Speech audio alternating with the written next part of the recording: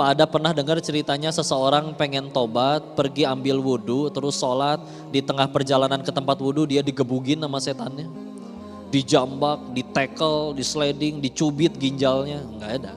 Ya, ketika akhirnya manusia ingin tobat dan tobat beneran, syaitan nggak bisa apa-apa. Jangankan gitu Bu, di rumah kita menyalakan Al-Quran MP3 24 jam, itu setan nggak betah Bu. Tapi dia mencet tombol matiin sendiri aja nggak bisa. Kalau bisa horor ya, ngeri juga ya. Tapi ketika kita nggak mau nurut, tetap kita nyalain, nggak dirusak tuh MP3-nya. Maka ya Allah, salah satu yang jadi kesimpulan dari diri ini waktu itu menyimpulkan bahwa ya Allah, kalau memang Engkau benci dengan diriku dan Engkau memang tidak ada peluang, tidak ingin mengampuni diriku atas semua dosa-dosaku dulu, maka mudah bagi dirimu mematikan diriku detik itu juga. Sehingga gimana kok cara bertobat atau diampuninya? Nah ini karena ada salah satu yang disebutkan di hadis Nabi kita Rasulullah Muhammad SAW mengingatkan yang artinya kalau kita terjaga di malam hari, duduk terus berdoa.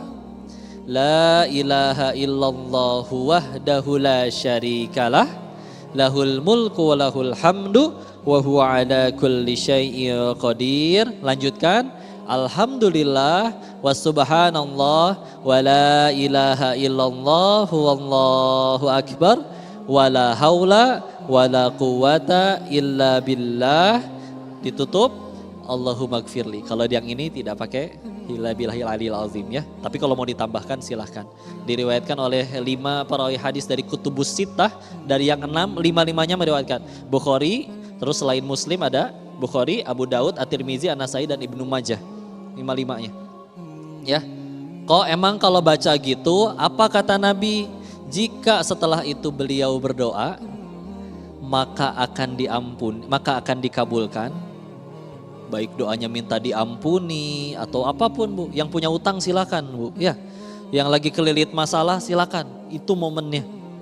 Dan bagi saya yang paling keren adalah lanjutannya.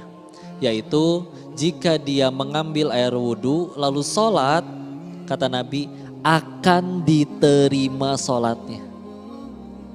Bu, kita bicara ibadah seumur hidup nih Bu. Dari akhir balik hingga detik ini, cita-cita pengen ke surga. Nah untuk bisa ke surga ibadah tuh terbagi 2. Ada yang sah, ada yang diterima. Sekedar sah mah gampang. Rukun syarat terpenuhi selesai. Sholat masih bau ketek, masih habis main futsal, lupa rokaat. Tapi rukun dan syarat terpenuhi sah insya Allah. Diterima? Belum tentu.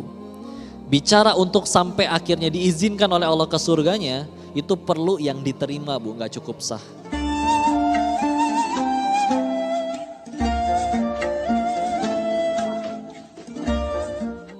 Ketika kita bicara diterima, ketika akhirnya mengingat dari akhir balik hingga detik ini yang kita sudah sholat entah gak kehitung udah berapa kali, bisa jawab satu aja sholat yang mana yang kita diterima oleh Allah.